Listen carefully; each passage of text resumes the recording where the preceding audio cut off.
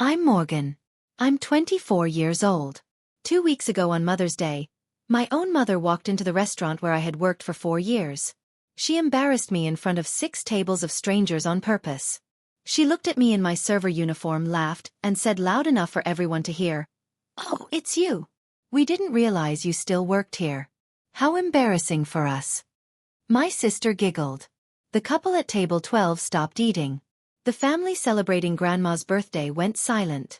I smiled, picked up the menu, and said 4 words that made my manager come running. What happened next? Let's just say my mom's credit card wasn't the only thing that got rejected that day. Before I tell you everything, please take a moment to like and subscribe, but only if you really enjoy this story. And drop a comment. Where are you watching from? And what time is it there? Now, let me take you back to the beginning. 4 years ago, the day my mother made her choice. 4 years ago, I stood in our kitchen holding an envelope that should have changed my life. The letter inside said I had been accepted to Whitfield University. Full academic scholarship. Top 5% of students. My hands were shaking when I found my mother in the living room. She was on the phone laughing. Decorations hung from the ceiling. A banner read, "Congratulations, Kelsey." My little sister had just gotten into state college. Not on scholarship, just regular admission. But you would think she had won the Nobel Prize. "Mom." I held up my letter. "I got in. Whitfield." She glanced at me, covered the phone. "That's nice, honey, but you know I can't afford 2 tuitions." I blinked. "What do you mean?" "Kelsey needs support. The apartment near campus, the meal plan, a good car." She shrugged like she was talking about the weather. "You're different, Morgan. You're a survivor. You'll figure it out." That night, I watched my mother hand Kelsey the keys to a brand new BMW. A graduation gift, white with a red bow, parked in our driveway like a commercial. I got a bus schedule. See, my parents divorced when I was 14. Dad left. Just left. No goodbye. No forwarding address. Nothing. Mom never got over it. And somehow she decided that was my fault. "You're just like him," she would say, refusing to meet my eyes. That same cold look. I never understood what I had done wrong. I was 14. I just existed. But existing, it seemed, was enough. Kelsey had Mom's eyes, Mom's smile, Mom's talent for saying exactly what people wanted to hear. I had a bus pass and a list of restaurants hiring part-time. That night, I didn't cry. I just sat in my room, laptop open, searching for jobs that would work around a full class schedule. By midnight, I had 3 interviews lined up. By the end of the week, I had a job at the Oakwood Grill. 4 years.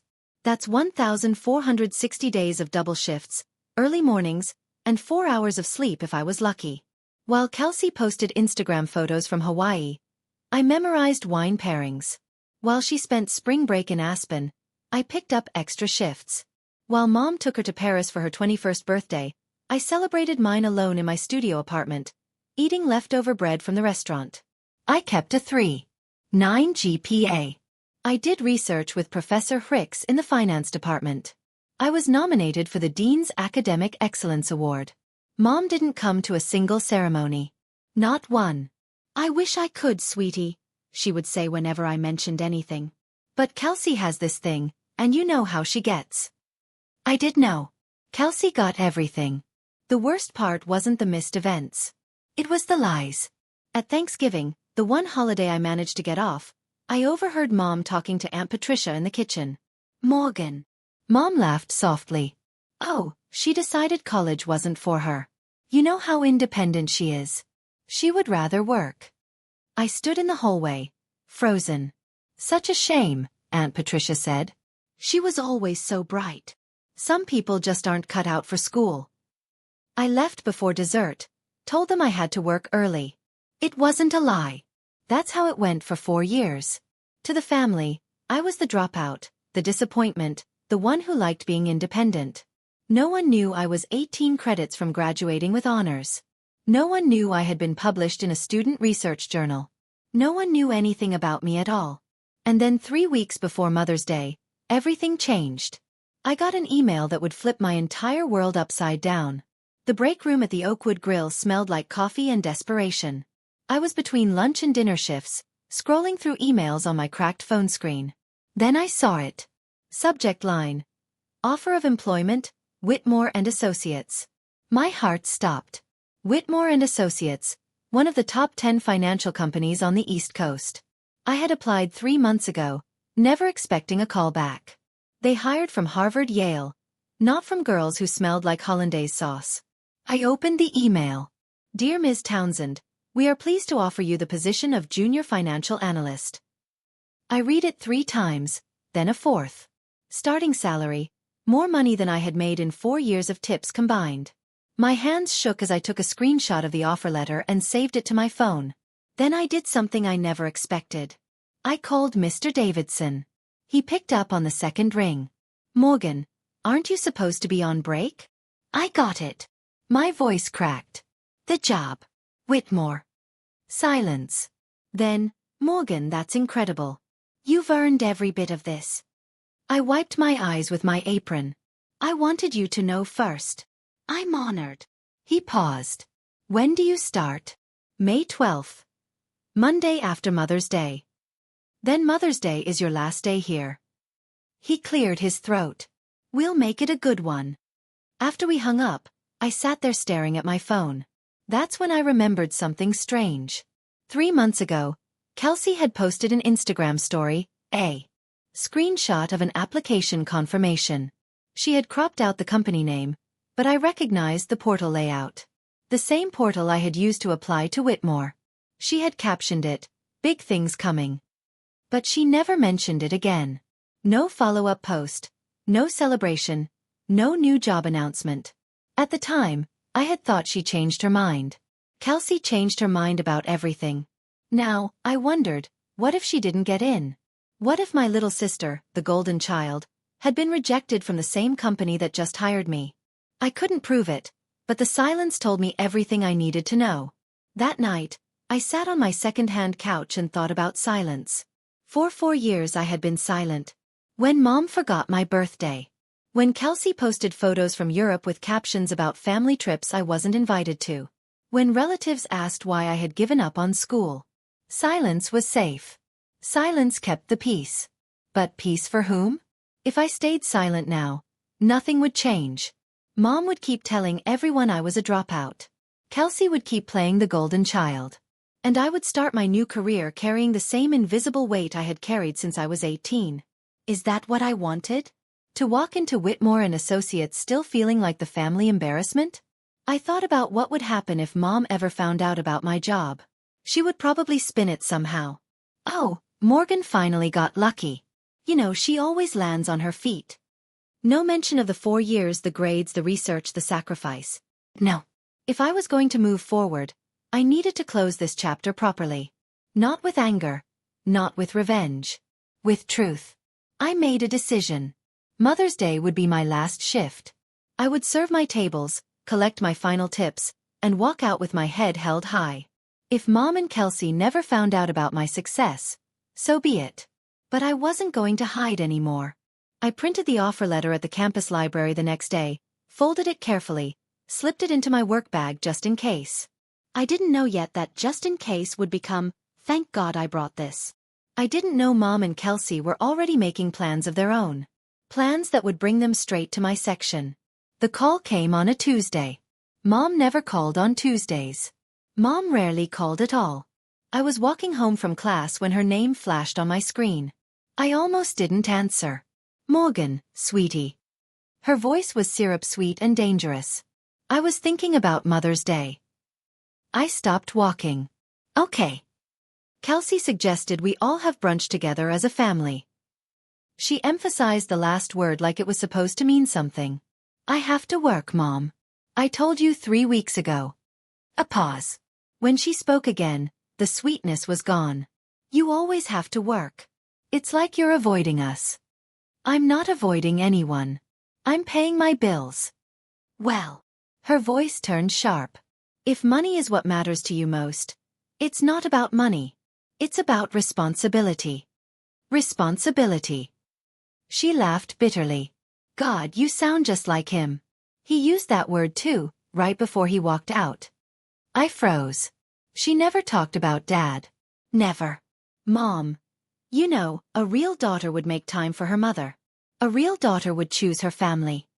I closed my eyes, counted to 3. A real mother would understand why I can't. Silence stretched between us. Then I heard it. A giggle in the background. Light. Familiar. Kelsey was listening. Mom, is Kelsey there? What? No. I mean, she just walked in. Another giggle, louder now. My stomach tightened. They were enjoying this. The guilt trip, the pressure. It was entertainment for them. I have to go, I said. Morgan. Happy early Mother's Day, Mom. I hung up before she could respond. Standing on that sidewalk, phone clutched in my hand, I knew something had shifted. This wasn't just a call about brunch. They were planning something. I didn't know what yet, but the way Kelsey laughed, like she knew a secret I didn't, told me everything I needed to know. Whatever was coming, I needed to be ready. The text came 40 minutes later. Kelsey. Hey sis. Mom's really hurt. You should apologize. I stared at the screen, didn't respond. 3 dots appeared, disappeared, appeared again. Kelsey. By the way, I heard your restaurant has the best brunch. Maybe we'll come visit. My blood went cold. She knew where I worked. She had always known. Mom made sure to mention it whenever she wanted to remind me of my choices. But this was different. This was a threat dressed up with emoji. I switched to Instagram, searched Kelsey's profile. Her latest story. A boomerang of champagne glasses clinking. Caption. Mother's Day plans. Can't wait to try this new brunch spot. The location tag. The Oakwood Grill. My restaurant. My section. They weren't just coming for brunch. They were coming for me. I called Rebecca immediately. She answered with her mouth full. Becca, they're coming. Who's coming? My mom. My sister. To the restaurant on Mother's Day. Silence then. Oh, hell no. They tagged it on Instagram. They know exactly where I'll be. Want me to switch sections with you? I can take the east side. You take west. No. The word came out harder than I intended. No. Let them come. Morgan. I'm done hiding. I've been hiding for 4 years. I took a breath. They want to embarrass me? Fine. But I'm not running anymore. Rebecca was quiet for a moment. You sure about this? I looked at my reflection in my apartment window. Tired eyes, messy ponytail, server uniform hanging on the closet door. Yeah, I said. I'm sure. Okay then. I could hear her smile. I've got your back. Whatever happens. Thanks, Becca. That's what friends are for. What I didn't tell her. I was absolutely terrified. The night before Mother's Day, I couldn't sleep. Ironed my uniform twice. Black button-up, black apron, not a wrinkle in sight. If I was going to face them, I would look perfect doing it. At midnight, I pulled the offer letter from my bag, unfolded it, read it one more time. Dear Ms. Townsend. The words still didn't feel real. Starting Monday, I would be walking into a corner office instead of a kitchen. I would be Morgan Townsend, financial analyst. Not Morgan the waitress. Not Morgan the dropout. Not Morgan the embarrassment. Just Morgan. I folded the letter carefully and slipped it back into my bag. Just in case. Before bed, I made 2 lists. Things I will not do tomorrow. Cry. Yell. Apologize for my job. Let them see me break. Things I want. Leave with my dignity. Tell the truth. Stop pretending. At 6 a.m. My phone buzzed. A text from Mr. Davidson. Big day. Whatever happens, I've got your back. Remember, automatic tip on parties over $200. No exceptions. I smiled at that last part. Standard policy, nothing personal, but somehow it felt like armor. At 6:15, another notification. Instagram. Kelsey had posted a photo. Full makeup, designer dress, hair blown out like she was going to a photo shoot. Caption. Ready to make some memories today.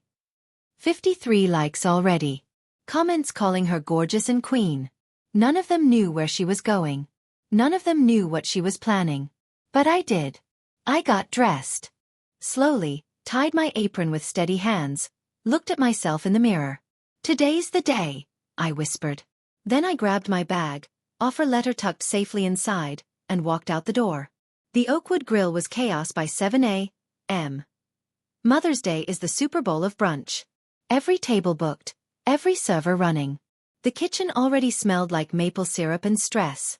I clocked in early, tucking my bag into my locker. The offer letter sat inside, folded and waiting. Rebecca found me by the coffee station. You okay? I'm okay. Mostly true. I can still switch sections. Becca, I'm okay. She squeezed my arm. All right. But I'm keeping my phone ready. For what? She grinned. Evidence. Or TikTok. Maybe both.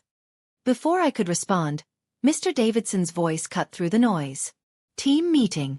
2 minutes. We gathered by the host stand. 12 servers. 3 boozers. Mr. Davidson in his pressed vest, looking like a general before battle. Today's going to be insane, he said. I don't need to tell you that. But I do need to remind you of a few things. He held up one finger. Large parties over $200 get automatic 20% tip. No exceptions. Don't let anyone guilt you out of it. Second finger. If any customer disrespects my staff, any of you, you come to me immediately. He looked around the room. His eyes landed on me for half a second. This restaurant runs on respect. We give it. We expect it. Anyone who can't handle that can eat somewhere else. Murmurs of agreement. All right. Doors open in 15. Let's make some money. As the group scattered, I checked the reservation book. 10:30 a.m. Townsend. Party of 2. My section. I looked out the front window. Cars were already lining up in the parking lot. Somewhere out there, my mother was probably putting on lipstick, getting ready to make some memories. So was I. The first few hours went smoothly. Table 10 was a single mom with 3 kids under 7. The youngest knocked over his orange juice before I even finished pouring. Mom looked embarrassed.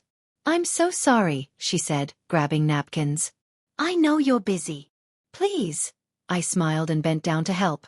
Kids will be kids. Happy Mother's Day. Her eyes softened. You're so kind. Your mother must be very proud. I didn't answer, just smiled and moved on. Table 12 was my favorite. An elderly couple, Mr. and Mrs. Patterson. He told me they had been married 50 years. Every Mother's Day, he brought her here. She's been the best mother for 48 of those years, he said, squeezing her hand. And the best wife for all 50. Mrs. Patterson blushed. Oh, stop it, Harold. Never. I watched them share a piece of pie, feeding each other bites like teenagers. Something ached in my chest. This was what family was supposed to look like. Not games, not guilt, not showing up at someone's workplace to embarrass them. Just love, simple and true. I was refilling coffee at table 14 when I felt Rebecca's hand on my shoulder. Morgan. Her voice was tight. I looked at her face. They're here. I didn't need to ask who. I set down the coffee pot, smoothed my apron, took a breath. Where? Front door. Hostess is seating them now. Through the crowd, I caught a glimpse. A designer dress. A Gucci bag. Blonde hair freshly styled. And behind her, phone already raised. My sister recording. Okay. I straightened my shoulders. Let's do this. Rebecca grabbed my wrist. You've got this, Morgan. I know. I didn't. Not really. But I walked toward them anyway. My mother looked expensive. That was always her priority. Looking like money, even when the credit cards were maxed. Today, she wore a cream-colored wrap dress, pearls at her throat, Gucci bag hanging from her elbow like an accessory in a magazine. Kelsey trailed behind in a pink sundress, phone angled perfectly for her content. I could see the Instagram Live notification blinking on her screen. The hostess led them to table 8. My section. Of course. I grabbed 2 menus from the stack, checked my reflection in the window. Apron straight, hair neat, face neutral. Here we go. The walk to their table felt endless. I passed the Patterson couple, past the single mom wiping syrup off her toddler, Past tables full of families actually celebrating each other. Then I was there. Good morning. My voice came out steady. Professional. Welcome to the Oakwood Grill. Mom looked up. Her eyes traveled from my face down to my apron, down to the menus in my hands, down to the sensible black shoes I had worn for 4 years of 12-hour shifts. When she looked back up, her expression had changed. Not surprise. Something colder. Oh. One syllable, but it echoed. The table beside us went quiet. I could feel eyes turning. Kelsey lowered her phone slightly, a smirk playing at her lips. Mom tilted her head, examining me like I was something she had found on the bottom of her shoe. The restaurant hummed around us. Silverware clinked. A child laughed somewhere in the distance. But at table 8, time had stopped. And my mother was just getting started. I stood there, menus in hand, waiting. The next words out of her mouth would change everything. I just didn't know it yet. Oh, it's you. Mom's voice carried. She didn't whisper. She never whispered when she wanted an audience. We didn't realize you still worked here. She paused, looked around at the neighboring tables, made sure everyone was watching, then she smiled. How embarrassing for us. 6 tables heard it. I counted later. 23 people witnessed my mother publicly shame me on Mother's Day. Kelsey laughed. Not a giggle. A full laugh, like Mom had told the funniest joke. Oh my God, Mom. She raised her phone higher. Classic. The couple at table 12 stopped eating. Mr. Patterson's fork hung mid-air. The single mom at table 10 covered her youngest's ears, shooting me a look of pure sympathy. A businessman at table 14 set down his knife, frowning. The restaurant had gone quiet. Not silent, but quieter. The kind of quiet that happens when everyone's pretending not to stare. Kelsey leaned toward her phone screen. Hey everyone, surprise. We found my sister. She's our waitress. Isn't that hilarious? Mom nodded approvingly. You know, darling, I told her years ago. Get a real job. But she never listens. Just like her father. Stubborn to the bone. She said her father like it was a curse word. At least we know where our tax money goes. Kelsey said. Oh wait. She probably doesn't pay taxes on tips. They laughed together. Mother and daughter united. My face burned. I could feel every eye in my section watching. The menus in my hands felt like lead. I had 2 choices. Walk away and let them win. Or stay and take whatever came next. For 4 years I had walked away. 4 years of swallowed pride and silence. 4 years of letting them define me. I looked at my mother, at my sister's smirking face, at the phone recording my embarrassment for strangers on the internet. And I made my choice. Time stretched like taffy. I stood there, menus still in hand, while the restaurant held its breath. Mom was watching me with that familiar look. The one that said, "What are you going to do about it?" The one that had controlled me my entire life. Kelsey's phone gleamed in the light. Recording. Always recording. I looked at my mother. Really looked at her. This woman who refused to pay my tuition, who told everyone I was a dropout, who came here today specifically to embarrass me. I looked at Kelsey. My little sister who got the BMW, the apartment, the trips to Paris. Who was live streaming my worst moment for likes and comments. I looked around at the strangers watching. The elderly couple holding hands. The single mom shielding her children. The businessman with the disapproving frown. Witnesses. All of them. I looked down at my uniform. The black apron I had worn 1,000 times. The shoes with worn soles. The hands that had carried 10,000 plates. And in my locker in my bag, a letter that changed everything. I had 2 options. I could cry. I could run to the kitchen and hide until my shift ended. I could let this be another story my mother told at parties. Remember when we found Morgan working at that restaurant? So pathetic. Or I could tell the truth. My hands stopped shaking. My heartbeat steadied. This wasn't about revenge. It wasn't about making them suffer. This was about being seen. Finally. Completely. On my own terms. I took a breath. And I smiled. Not the polite server smile I had perfected over 4 years. A different smile. Calmer. Knowing. the smile of someone holding a winning hand. Actually, I said, I have an announcement. Mom's eyes narrowed. I opened my mouth. Today is my last day. 4 words. Clear and steady. Mom blinked. What? I raised my voice slightly, not shouting, just loud enough for the surrounding tables to hear. I said, today is my last day. So let me make it memorable. I turned to face the section.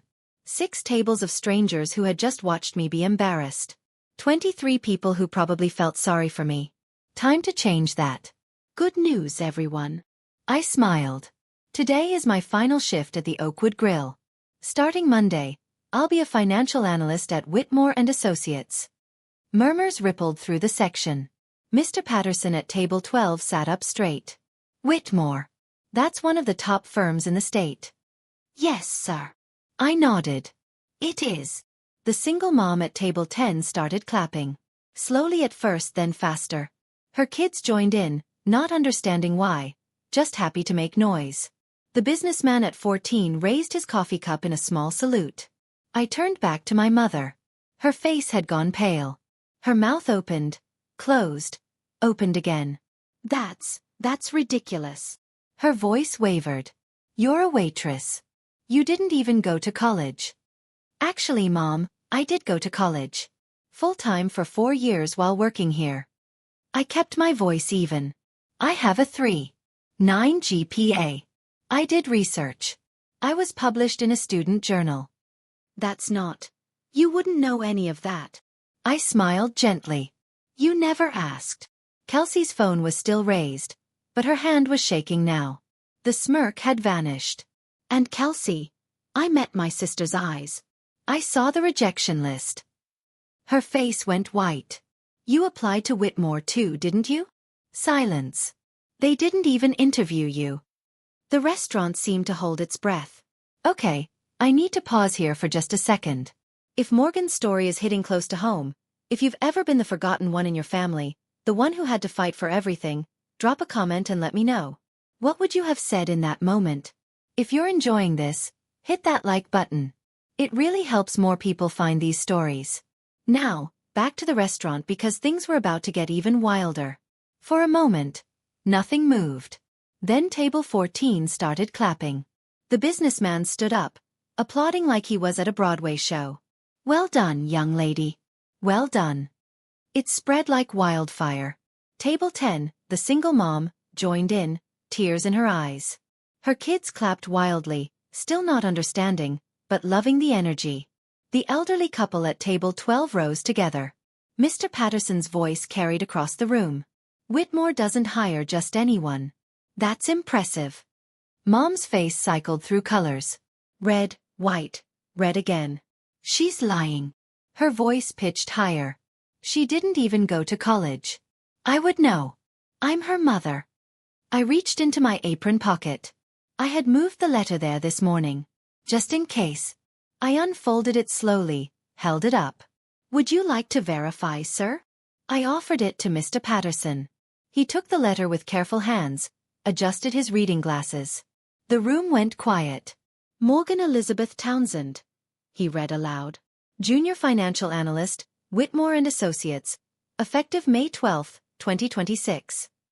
He looked at my mother with an expression I would never forget. Pure, undiluted judgment. Ma'am, his voice was ice. Your daughter is not a liar. But it seems someone here might be. Whispers erupted. A woman at table 16 leaned toward her companion. Did you hear that? She made her daughter pay her own way through college while the other one got everything. What kind of mother? Disgraceful. And on Mother's Day of all days. Mom's hand flew to her pearls, clutching them like a lifeline. That's not the full story. There are things you don't understand. But no one was listening anymore. They were all looking at me. And for the first time in 4 years, they were seeing the truth. Kelsey's phone hand dropped to her side. I turned to face her fully. My little sister, the golden child, the one who got everything while I got nothing. She looked smaller somehow. Younger. Scared. Kelsey, my voice was calm, almost gentle. You applied to Whitmore 3 months ago, didn't you? I saw your Instagram post. The application portal screenshot. She swallowed.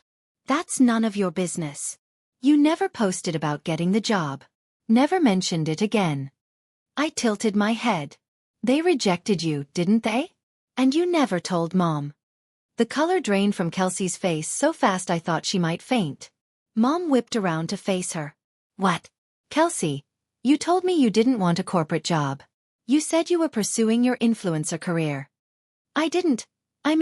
Kelsey's voice cracked. It's not like that. You applied to the same company as your sister. Mom's voice rose. And you got rejected. Mom, I can explain. I almost felt sorry for her. Almost. It's okay, Kelsey. I kept my tone even. Not everyone gets in. But maybe next time try building a resume instead of an Instagram following. Someone at table 18 snorted, then laughed. Then several people were laughing. And Kelsey's face crumpled like wet paper. This is so unfair. Her voice pitched to a whine. You always have to ruin everything. I was having a good Mother's Day and I'm not ruining anything. I held up my hands. I'm just telling the truth. First time for this family, I know. I paused. It takes some getting used to. More laughter. Not cruel. Just the release of tension. Kelsey's phone buzzed frantically. She looked at the screen and went even paler. Ma. Her voice was a whisper. The comments. They're calling me. She couldn't finish the sentence, but I could guess. Footsteps. Fast and deliberate. Mr. Davidson appeared at my shoulder like he had materialized from thin air. His vest was pressed. His expression was stone. Is there a problem here? Mom's entire behavior shifted. Suddenly, she was all charm, all wounded innocence. Yes, actually. She pressed a hand to her chest. Your employee has been extremely rude to us. I'd like to speak to someone in charge. Mr. Davidson didn't blink. Ma'am, I am in charge. And I've been watching this entire situation. Mom's smile faltered. Then you saw how she embarrassed us. What I saw, Mr. Davidson interrupted quietly, was a customer loudly insulting one of my best employees on her last day here. In front of my entire restaurant. Silence. He stepped forward slightly, not threatening, just present. I also heard you publicly claim your daughter didn't go to college, which according to the offer letter I just heard read aloud, is clearly false. Mom's mouth worked soundlessly. This is a family matter. No, ma'am. Mr. Davidson's voice was calm, but absolute. The moment you raised your voice in my restaurant, it became my matter. He turned to me. His expression softened just slightly. Morgan, please continue serving your other tables. I'll handle this one. I should have walked away. That would have been the professional thing to do. But I had been professional for 4 years. Actually, Mr. Davidson, I met his eyes. I'd like to finish what I started. If you don't mind. A beat of silence, then slowly, he smiled. By all means. He stepped back but didn't leave. Just stood there, arms crossed, watching. I turned back to my mother. She looked smaller than I remembered. Less powerful. Funny how truth does that to people. I picked up the menus from where I had set them down. Since it's my last day, I said pleasantly. And since you came all this way to see me work, let me serve you properly. Mom's eyes narrowed with suspicion. What do you mean? Order whatever you want. Enjoy your brunch. I paused. Let the moment stretch. My treat. Sort of. Before she could respond, I turned to face the surrounding tables. My section. My people. For one last day. Actually, since today is special, desserts are on the house for everyone in this section. Gasps. Smiles. A child at table 10 squealed with delight. Consider it a gift. I gestured grandly toward Mom's table. From my mother. The applause was immediate. Genuine. That's so generous, ma'am. The single mom at table 10 beamed at my mother. Thank you so much. Mr. Patterson raised his coffee cup in salute. Very kind of you. Mom's face cycled through emotions like a slot machine. Confusion. Fury. And then the worst one. The realization that she was trapped. What? She hissed at me. I'm not paying for strangers' desserts. Mom. I kept my voice sweet. Innocent. You've spent the last 4 years telling everyone how much you've sacrificed for your children. How hard you work to provide. I leaned in slightly. Consider this your chance to prove it. Her mouth opened, closed. She looked around at the smiling faces, the grateful strangers, the witnesses who thought she was being generous. She couldn't say no. Not without destroying the carefully crafted image of good mother she had spent decades building. I saw the moment she realized she had lost. Fine. Her voice was ice. Order what you want. I smiled. We'd love some champagne to start. The next hour was beautiful. Mom and Kelsey sat in furious silence while I served them the most expensive items on our Mother's Day menu. Lobster Benedict. Champagne. The Wagyu steak breakfast. Every dish delivered with perfect professionalism. Every water glass filled before it ran empty. I was, after all, a very good waitress. Meanwhile, desserts flowed to the surrounding tables. Chocolate lava cake. Crème brûlée. The kitchen's signature berry tart. The guests were thrilled. They kept thanking Mom, who smiled through gritted teeth. Finally it was time. I printed the bill, looked at the total, smiled. The walk to their table felt like a victory lap. Here you are. I set the leather folder down gently. Whenever you're ready. Mom snatched it open. Her eyes scanned the numbers, then widened. This is ridiculous. Her voice cracked. $347. That's 2 entrees, 2 champagnes, and desserts for 6 tables. I kept my expression neutral. Mother's Day menu isn't cheap. I didn't agree to pay for all those desserts. Actually, ma'am. Mr. Davidson appeared beside me. Right on cue. You did. In front of multiple witnesses. He smiled pleasantly. Also, I should mention parties with bills over $200 automatically receive a 20% service charge. That's our policy. He pointed to the small print at the bottom of the menu still lying on their table. Posted at the entrance and printed right there. Page 2. Bottom left. Mom's face went gray. That adds almost $70. $69. 40 to be precise. Your new total is $416. 40. Kelsey grabbed Mom's arm. Mom, just pay so we can leave. Fine. Mom yanked her wallet from her Gucci bag, pulled out a credit card, shoved it at me. Just charge it. I took the card. My fingers were perfectly steady. I'll be right back. The POS machine beeped twice. I ran the card again. Same result. I walked back to the table slowly, savoring every step. I'm sorry, ma'am. My voice carried just enough. Your card has been declined. Mom's face flushed red. That's impossible. Run it again. I ran it twice. Then there's something wrong with your machine. Our machine is working perfectly. Mr. Davidson stepped forward. Perhaps there's an issue with your bank. Kelsey leaned toward Mom, hissing. Mom, I told you not to max out that card on the Nordstrom sale. Shut up, Kelsey. The restaurant had gone quiet again. The good kind of quiet. The kind where everyone pretends they're not listening while absorbing every word.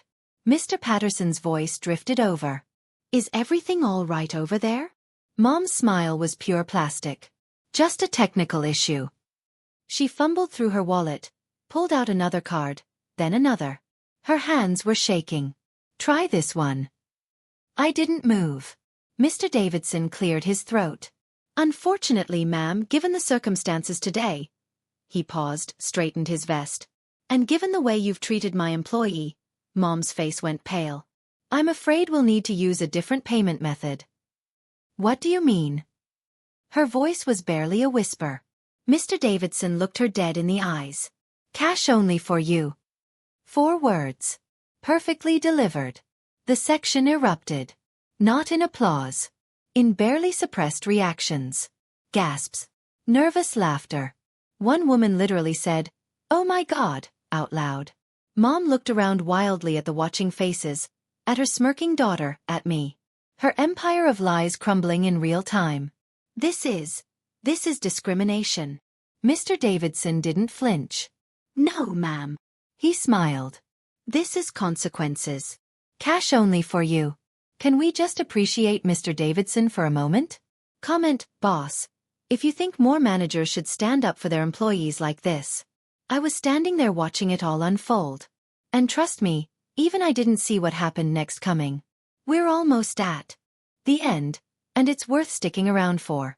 Let's get back to the chaos. While Mom scrambled through her wallet, something strange happened. Kelsey's phone started blowing up. Notifications flooded her screen. Buzzing. Pinging. Vibrating so hard it nearly fell off the table. She grabbed it, looked at the screen, and went absolutely white. Oh no. Her voice was barely a whisper. Oh no, no, no, no. Mom looked up from her wallet. What now? Mom. Kelsey's hands were shaking. I was live the whole time. I thought I turned it off after the first minute, but... You thought what? I didn't know the button was, and then we were talking and... Kelsey's voice pitched toward hysteria. Mom, there are 30,000 people watching right now. The table beside us, a middle-aged woman who had been quietly eating her eggs, suddenly looked at her own phone. Oh my God. She held it up to her husband. Linda just sent me this. It's happening right here. Another phone emerged. Then another. Within seconds, half my section was checking social media. Rebecca appeared at my elbow, grinning wider than I had ever seen. Girl, you're trending. What? She showed me her screen. The video had been clipped and reposted already. 30,000 views and climbing. The captions were brutal. Rich mom embarrass waitress daughter. Finds out she's more successful than golden child. Karen gets destroyed at brunch. The audacity of showing up to embarrass her and then her card declines. Comments flooded in. Queen behavior. That manager deserves a raise. Kelsey's face when she found out about Whitmore. I can't. Kelsey stared at her phone in horror. My followers. They're calling me a bully. They're unfollowing me. Mom's wallet hung forgotten in her hands. The whole restaurant was watching them now. And there was nowhere left to hide. Mom did something I had never seen before. She stepped away from the table, phone pressed to her ear. But in a quiet restaurant, desperate whispers carry. Patricia. It's Diane. I need a favor.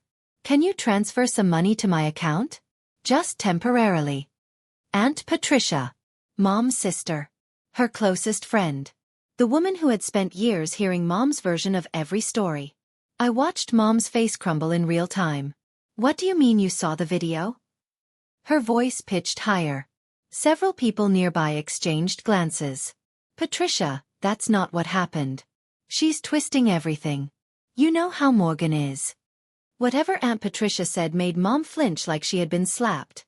Patricia. Patricia. She lowered the phone. The call had ended. Even her own sister had hung up on her. For a moment, she just stood there, shoulders hunched, clutching her Gucci bag like a security blanket. Then she turned to me. And I finally saw it. The thing I had never understood. She wasn't looking at me. She was looking at my father. At his eyes in my face. At his stubbornness in my spine. At the ghost of the man who had abandoned her, staring back at her every single day for 10 years. She had never hated me. She had hated him.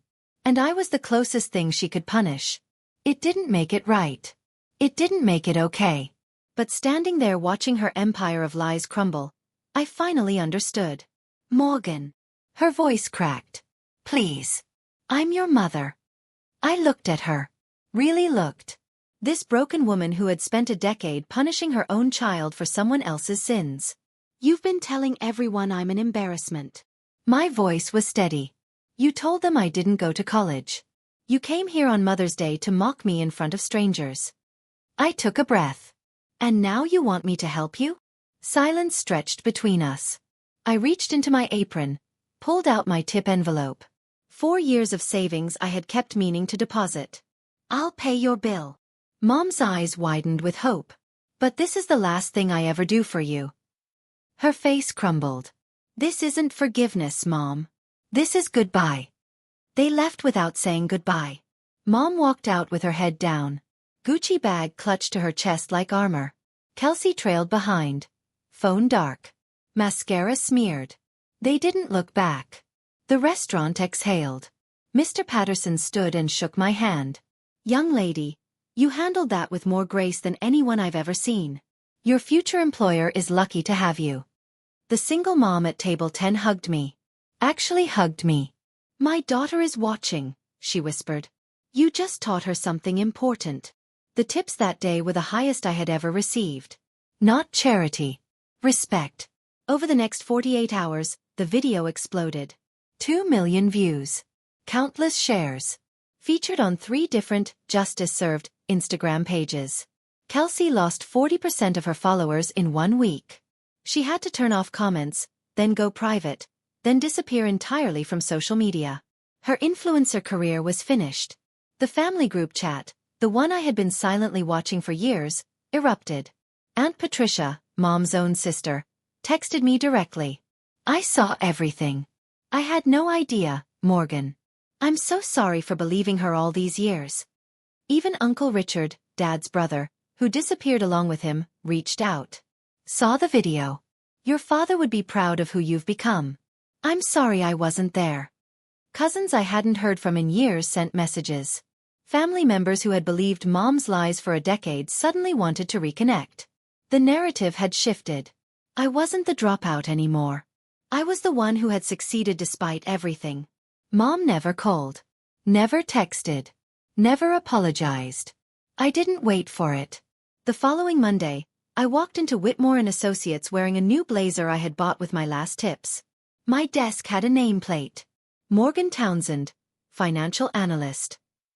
I sat down, looked out the window at the city below. My phone buzzed. A text from Mr. Davidson. Proud of you, kid. You made us all proud. I smiled. For the first time in 4 years I could breathe. 3 months later, I got my first promotion. The youngest analyst in my department to lead a client project. My boss said I had unusual strength. I didn't tell her where I had learned it. Life looked different now. My apartment had actual furniture, not just a mattress on the floor. I had a coffee maker that didn't leak. A closet with clothes that weren't uniforms. Small things, but they mattered. Kelsey called once. A month after Mother's Day. She paused. I wanted to say I'm sorry about what happened. I listened to her breathe. I appreciate you calling, I said finally. But I'm not ready to rebuild anything yet. She cried a little, said she understood. I didn't know if she actually did. Mom remained silent. No calls. No texts. No birthday card when August came around. I used to think that silence would hurt. It didn't. When Mother's Day came again the following year, I didn't work. For the first time in 5 years, I had the day off. I bought flowers. Yellow tulips. My favorite. Not hers. I put them in a vase on my kitchen table, sat down with a cup of coffee, looked at them. The flowers weren't for anyone. They were for me. For the girl who worked double shifts and studied until 3 a.m. For the woman who survived 4 years of being invisible. For every version of myself who had kept going when giving up would have been easier. I didn't need my mother's approval anymore. I didn't need anyone to tell me I was enough. I already knew. The tulips glowed in the morning light. My apartment was quiet. Peaceful. Outside, the city hummed with life. And I was finally completely free. If you're still watching, if you've made it this far, I want to tell you something. Maybe you see yourself in my story. Maybe you're the forgotten one. The one who had to fight for everything while someone else got it handed to them. The one who learned early that love in your family came with conditions. I want you to know, it's not your job to earn love from people who decided long ago not to give it. I spent years trying to prove myself to my mother. Straight A's. Research papers. A prestigious job offer. And none of it made a difference because she had made up her mind about me when I was 14 years old. Some people will never see you clearly. That's not your failure. That's theirs. Setting boundaries isn't cruel. It isn't selfish.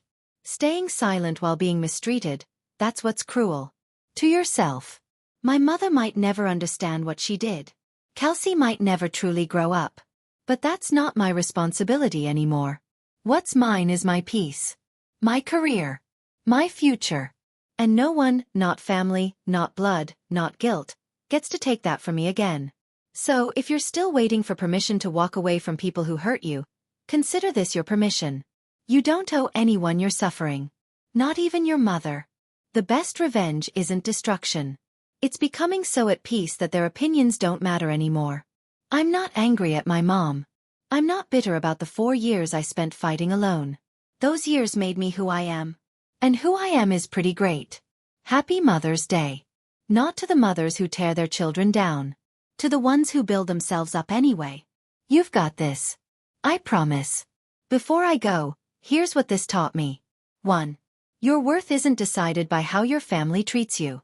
Their blindness is their loss, not yours. 2. Success built on your own terms, through your own sweat and sacrifice, is the only kind that truly matters. 3.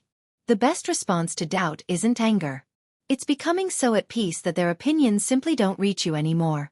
If Morgan's story touched you, drop a comment sharing one boundary you've set or need to set in your own life. It might help someone else watching. Want more stories like this? There's one in the description that hit even harder for me. Check it out. Like, subscribe, and hit that notification bell. I'll see you in the next story. Stay strong. You've got this.